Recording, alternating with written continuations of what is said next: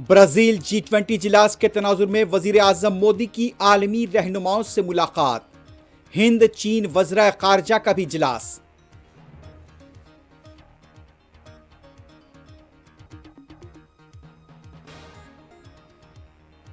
गुजरात वडोदरा में दो फिरके के ग्रुपों में तसादुम, एक की मौत, हमलावर की तलाश जारी।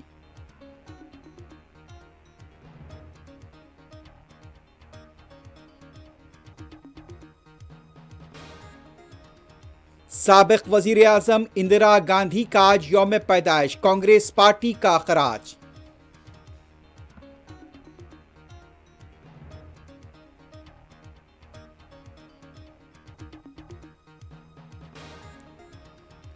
दिल्ली में आलूदगी की सतह और भी संगीन सतह पर पहुंच गई। हरियाणा में भी तालीमी इदारे बंद।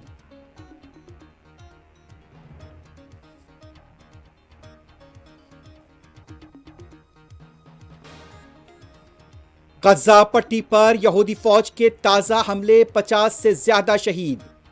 लेबनान में भी बेकसूर अफराद हलाक कर दिए गए।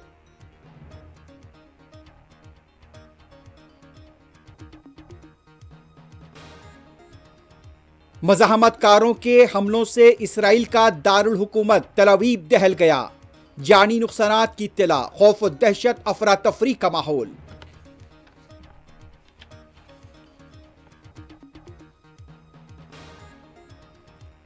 G20 इजलास ने गजा में जंगबंदी पर दिया जोर, इसराइल की हठधर्मी बरकरार।